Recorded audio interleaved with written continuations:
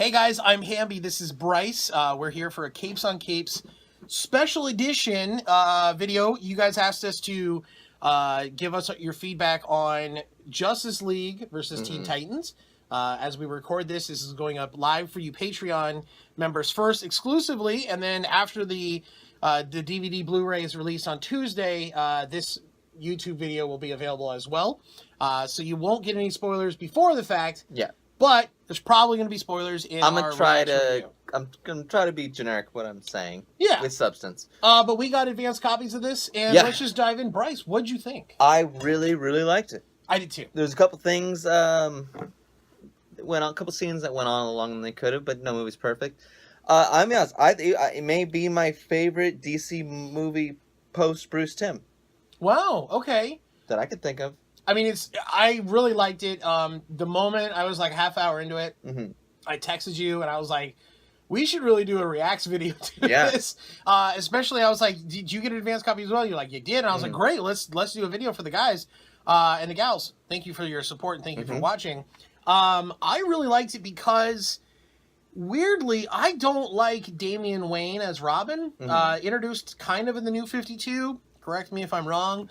No. And I've maybe right before, like it was Snyder's Batman or somebody, and then New 52 came along, and they were like, well, Batman's going to stay what it is because it's awesome.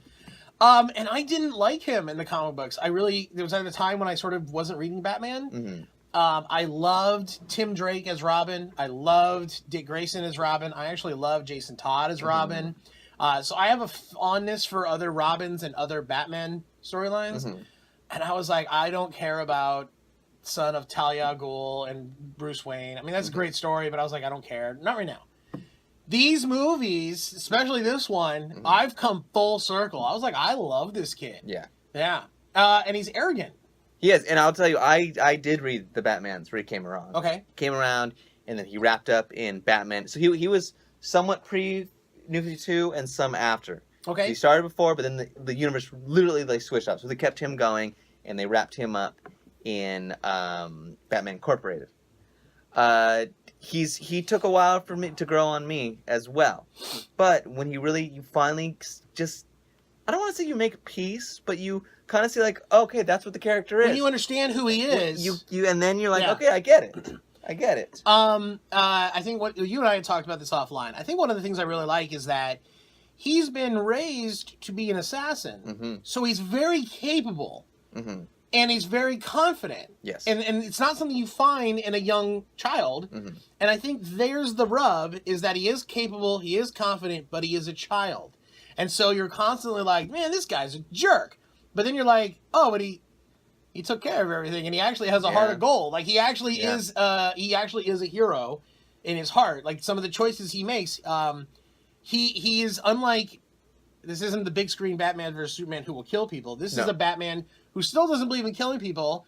Damian has no problem with that. And that's an issue between them. Yeah, and they butt heads in previous movies. In fact, this movie, Justice League versus Teen Titans, follows first Son of Batman, then Batman versus Robin. Spoilers, they fight. And then Batman Bad Blood, which is kind of a Batman Incorporated take on the DC universe. All three of those movies are fantastic, and Damian has grown as a character in all three of those movies. That is DC's animated universe now. Currently. We're talking about. We're 5 movies in, but if you grew up with the Batman animated series, Justice League, Batman Beyond. Superman. So Superman, a couple more Static X. The Bruce Timm universe. Yes, so that one ended maybe 2 years ago now. They started with Justice League War, and this is going forward. Yes. Everything going forward, they do 2 canon, 1 not every year, and this is the first one where I actually was seeing.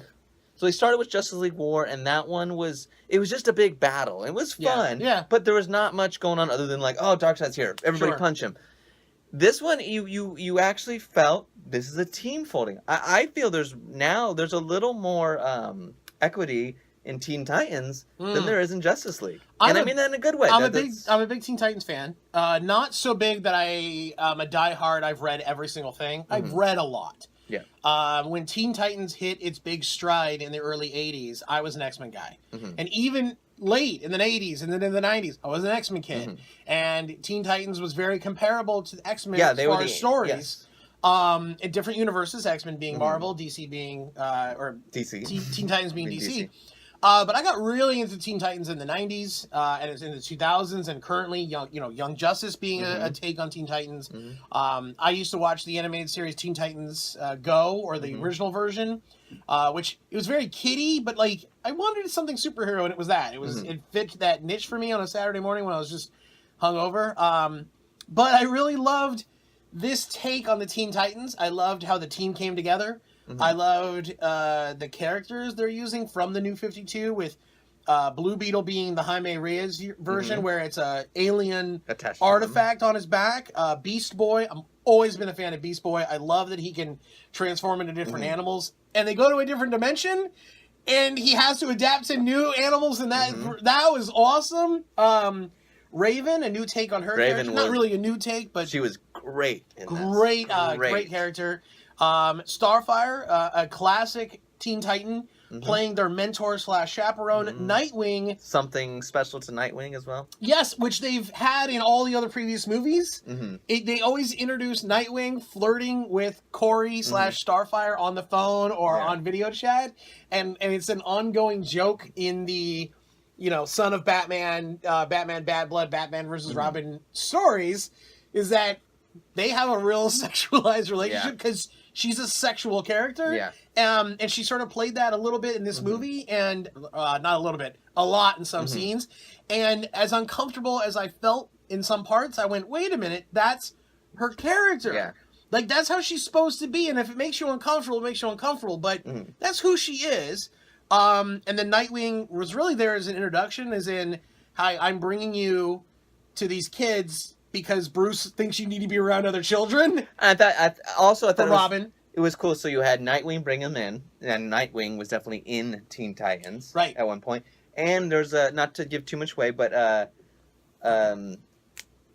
Robot Man, I'm drawing Cyborg. Cyborg comes in, and he talks about I'm in the big leagues.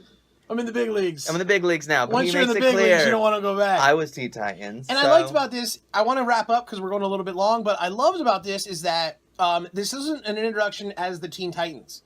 This is an introduction of these Teen Titans. There's already a Titans Tower. There's already been a Titans.